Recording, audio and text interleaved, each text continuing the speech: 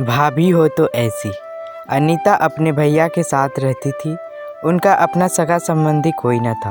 5 साल पहले उनके माता पिता की कार एक्सीडेंट में मौत हो गई थी। तब से अनीता अपने भैया राकेश के साथ रहती थी। अनीता अपने भैया से बहुत प्यार करती थी। राकेश भी अपनी बहन अनीता को बहुत प्यार करता था।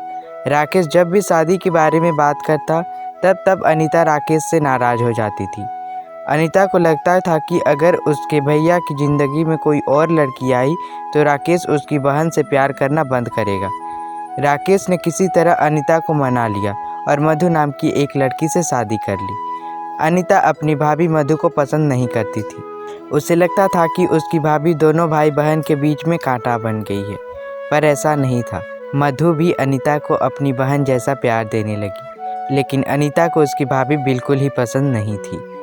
अपनी भाभी का कोई भी बात नहीं मानती। भाभी अगर कुछ कहती तो उसका उल्टा काम ही करती।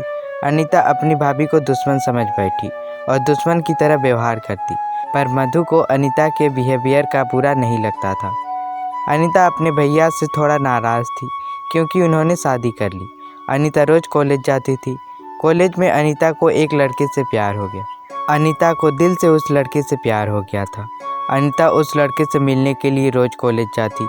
कॉलेज जाने के बहाने घर से निकलती और कॉलेज के बाहर अपने आशिक के साथ घूमती। कभी फिल्में देखने जाती, तो कभी बाइक में घूमती, तो कभी पार्क जाती। एक दिन उस लड़के ने अनीता को कहा, यार अनीता, आज मैं तुमको तुम्हारे घर छोड़ देता हूँ।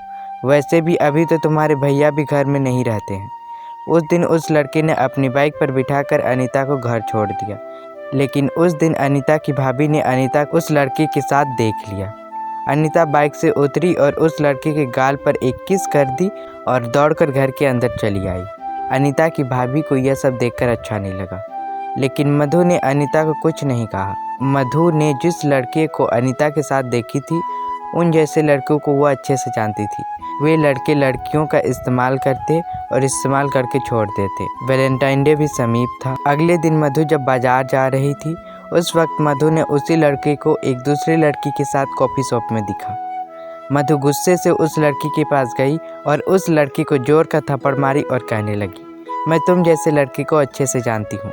तुम अनीता से दूर रहना। तुम मेरी भोली भाली अनीता को अपने जाल में फंसा रहे हो। तुम उससे दूर रहना। यह बोलकर मधु वहाँ से चली गई। उस वक्त उस लड़के ने कुछ नहीं कहा, पर मन ही मन उससे बदला लेने की ठान लिया। वो लड़का जानता था कि अनीता अपनी भाभी को पसंद नहीं करती है। उस लड़के ने अनीता को वह सब कुछ बता दिया जो उसकी भाभी ने किया। कुछ बात तो उसने अपनी तरफ से कहे और अनीता के कान भर दिए। उस वक्त अनीता गुस्से से घर आई और अपनी भाभी के पास जाकर अपनी भाभी को जोर का तमाचा मारी और कहने लगी, तुम कौन होती हो, मेरे और वंश के बीच आने वाली?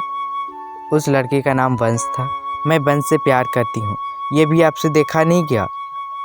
तुम तो पहले ही मेरी खुशियों में आग लगा चुकी हो, अब भी मन नहीं भरा। उसी वक्त राकेश आ गया। राकेश के आते ही अनीता वहाँ से चली गई। तभी राकेश ने मधु से पूछा, क्या बातें हो रही थी तुम दोनों के बीच? तभी मधु ने राकेश को कुछ नहीं बताया और कहा, कुछ नहीं, शाम के डिनर की प्लानिंग हो रही थी। यह बोलकर अनीता किचन की तरफ चली गई। राकेश भी अपने कमरे में चला गया। कल वैलेंटाइन डे है। अनीता अपने भैया के पास आई और अपने भैया को प्यार से कहने लगी, भैया, आज आप बहुत हैंडसम दिख रहे हैं। हैंडसम सब सुनते ही राकेश समझ गया कि अनीता कुछ मांगना चाहती है। तभी राकेश ने कहा, झूठी तारीफ करना बंद करो और पॉइंट पर आओ। तभी अनीता ने कहा, कल हमारे कॉलेज में वैलेंटाइन डे की पार्टी है। मेरी सभी सहेलियाँ उस पार्टी में जा रही हैं। मैं भी वहाँ जाना चाहती हूँ। राकेश ने बिना कुछ सवाल किए कल की पार्टी में जाने की इजाज़त दे दी। भैया की हाथ सुनते ही अनीता नाचती हुई अपने कमरे से चली गई। तभी मधु ने राकेश को कहा, आपने मधु को कल की पार्टी में जाने की इजाज़त क्यों दे दी? आप जानते हैं ना, उस पार्टी में लड़के भी होते हैं और शराब बहुत पीते हैं। तभी राकेश ने कहा, मुझे अपनी बहन पर पूरा भरोसा है।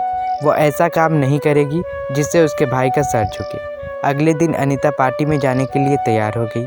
अनीता ने बहुत छोटे छोटे कपड़े पहने थे। मधु को यह सब अच्छा नहीं लग रहा था। अनीता अपनी सहेलियों के साथ पार्टी में चली गई। रात के 12 बज गए। अनीता अब तक घर नहीं लौटी।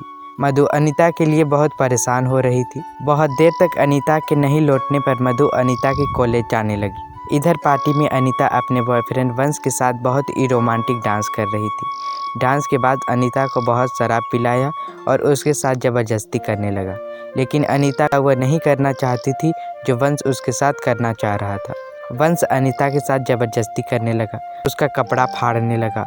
अनीता अपने आप को छुड़ाने की बहुत कोशिश कर रही थी, लेकिन छुड़ा नहीं पा रही थी। उसी वक्त मधु वहां आ गई और वंश को जोर का थप्पड़ मारी और अनीता को चुन्नी ओढ़ाकर घर ले आई।